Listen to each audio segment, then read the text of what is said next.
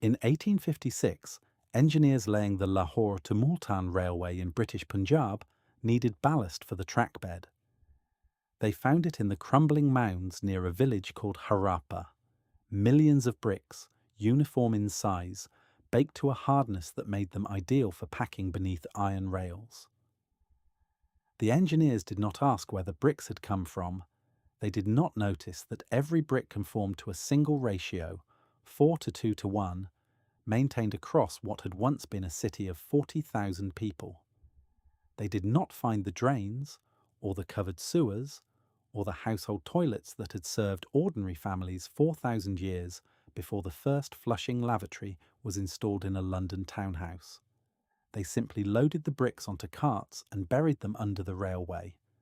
By the time anyone thought to investigate what had been destroyed, the most advanced sanitation system of the ancient world had been turned into gravel beneath a colonial train line.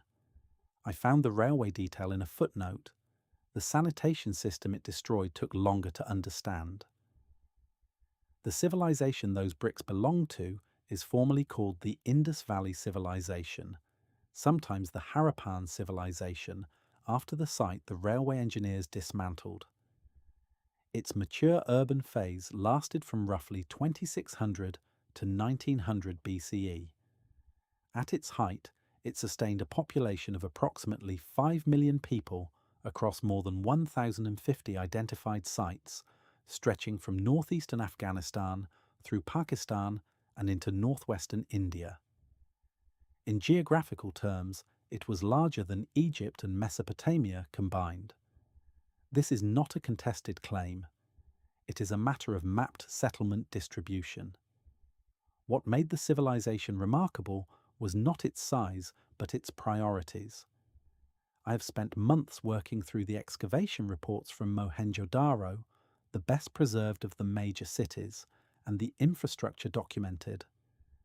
There is unlike anything else in the Bronze Age.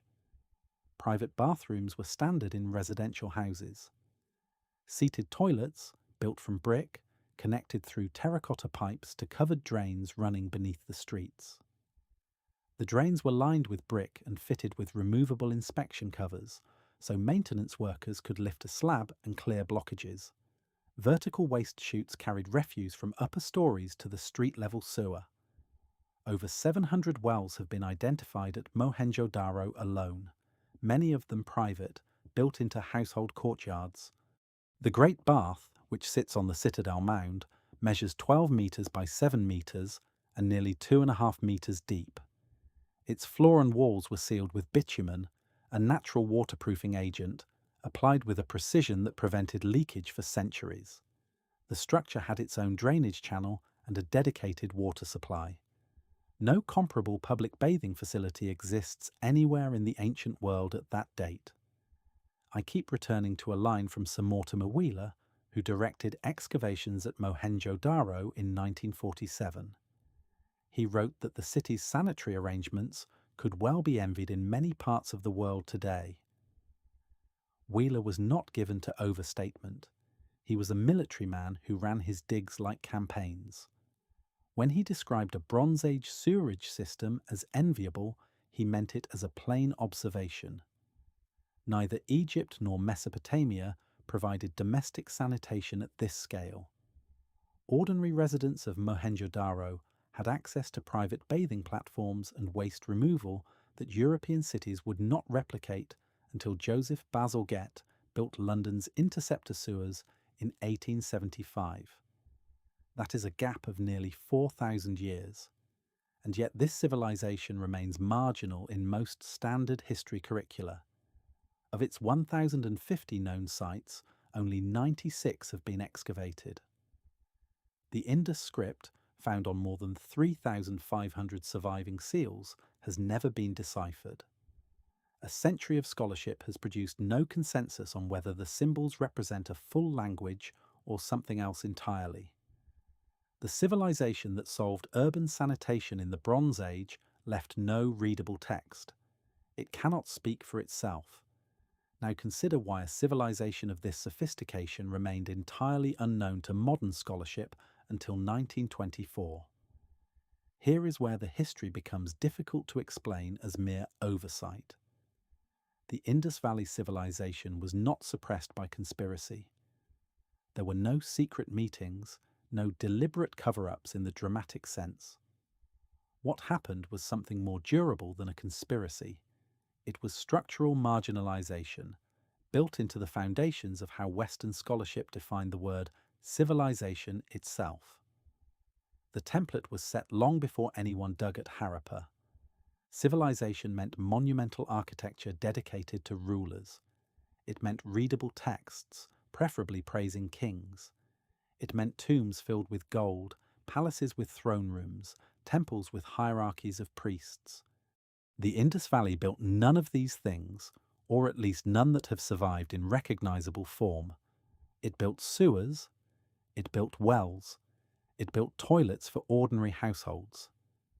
What does it tell us about the way history is constructed that a civilization which prioritized public health over monumental display was treated not as a rival model of advancement, but as a footnote to the civilizations that built pyramids? The record does not support the story we have been told about how this civilization was forgotten. It was not forgotten. It was never properly remembered. The discovery narrative itself reveals the pattern. Rakaldus Banerjee, an officer of the Archaeological Survey of India, began excavating at Mohenjo-Daro in 1921. By March of 1923, he had identified seals bearing an unknown script and recognized that the site predated any known civilization in the subcontinent. I have read the letter he wrote to John Marshall, the Director General of the ASI, describing what he had found. The language is careful but unmistakable. Banerjee knew the significance of the discovery. What happened next is documented in the ASI's own administrative records. Marshall, who was in England at the time, did not visit the site until later. When the Illustrated London News announced the discovery to a European audience in September 1924, the article credited Marshall. Banerjee's name appeared, but the framing placed Marshall as the presiding authority. The ASI did not publish Banerjee's excavation reports. I have looked for them in the survey's publication archive. They are not there. Banerjee was transferred from Mohenjo-Daro to the Bengal-Assam Circle. His health deteriorated. He died in 1930 at the age of 45. The man who first identified one of the most important archaeological sites in human history received no formal recognition from the institution he served. I am not claiming this was a deliberate act of suppression. I am saying that the institutional architecture of colonial archaeology made it possible for a discovery of this magnitude to be quietly reassigned. The broader context deepens the pattern. By the time the Indus Valley was even identified, Egyptology was already a mature, lavishly funded discipline with a century of institutional support behind it. The pyramids had captured European imagination since Napoleon's expedition in 1798. Mesopotamian archaeology had its own momentum, driven by the decipherment of cuneiform and the discovery of Nineveh. These civilizations had readable texts, dramatic royal narratives, monumental tombs filled with treasure. They fit the template.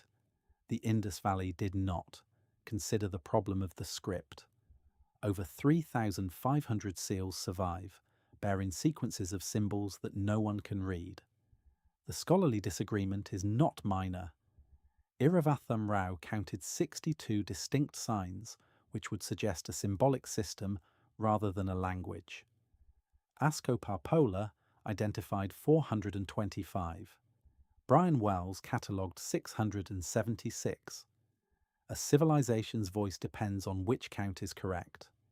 In 2024, the government of Tamil Nadu announced a prize for anyone who could produce a verified decipherment. As of now, no one has claimed it. I want to describe what the archaeological record suggests about daily life, because this is where the loss becomes tangible. Imagine a seal maker at Mohenjo-Daro, sitting in a workshop that excavators would uncover 4,000 years later. He carves characters into steatite, a soft stone that hardens when fired. Over 3,500 of these seals survive, which tells us something about how many were originally made. The seal maker assumes his words will be understood. He is writing in a script that his neighbours can read, that merchants in Lothal, 590 kilometres to the south, can read. He does not know that within a few centuries, no one alive will be able to read a single character he has carved. Below his workshop, beneath the street, a drain inspector lifts a removable brick cover to check the sewer line. This is not speculation. The removable covers are documented in the excavation reports. Someone had to maintain them. Someone's job it was to ensure that waste flowed correctly through the system. The infrastructure required not just engineering, but ongoing civic administration, and yet we have no records of how that administration was organised. The script that might have told us sits on thousands of seals, perfectly preserved and perfectly silent. If Banerjee's reports had been published, if the script had been deciphered, if the civilization had been identified a century earlier, would we still be teaching children that civilization began in Mesopotamia and Egypt? Go back to Mohenjo-Daro. Go back to the house with the well and the drain and the sloped brick floor. It is approximately 1900 BCE. The monsoons have been weakening for decades. A study published in Communications, Earth and Environment in 2025 analysed sediment cores and climate proxies across the region and documented a pattern of prolonged drought that destabilised the agricultural systems sustaining the major cities. The rivers are shifting. The grain stores are lower than they were in the generation before. An unnamed woman draws water from the well in her courtyard. The well is brick-lined, built into the floor of her home, and the water level has dropped noticeably over the past several seasons. She steps onto the sloped brick platform beside her bathroom and bathes. The water runs across the angled bricks, into a channel, through a terracotta pipe built into the wall, and down into the covered sewer beneath the street. She uses the seated toilet. It still works. The drains outside still function. She does not know she is part of the last generation to use this infrastructure. Her children will move east toward the Himalayan foothills, towards smaller settlements that cannot sustain covered sewers or private wells. What she is leaving behind will not be replicated anywhere on Earth for nearly 4,000 years. She carries what she can. The toilet, the drain, the well, the sloped brick floor remain behind in the silence of an emptying city. What do we call a world that lets the knowledge of how to keep its people clean vanish for 4,000 years and then calls that history progress? Today, 3.4 billion people lack safely managed sanitation. The World Health Organization publishes the figure annually. It does not change quickly. The civilization that solved this problem for ordinary households, not for palaces, not for temples, but for the homes of people whose names we will never know, barely appears in standard curricula. Its script is unread. Its discoverer died without recognition. Its bricks were ground into railway ballast by an empire that did not bother to look at what it was destroying. The Indus Valley civilization was not conquered by a rival power. It was not burned by invaders. It was emptied by a shifting climate and then buried by institutional indifference. It did not fit the definition of greatness that the people who wrote the textbooks had already agreed upon. It built no pyramids. It left no royal tombs. It composed no epics that we can read. It did something more radical than any of those things. It built infrastructure that kept ordinary people alive and clean and dignified, and it did so, as far as the evidence shows, without enslaved labour, without military conquest, without any surviving monument to a single ruler's ego. They built toilets for their living. We built monuments to our dead. And then we decided, which one counted as civilization.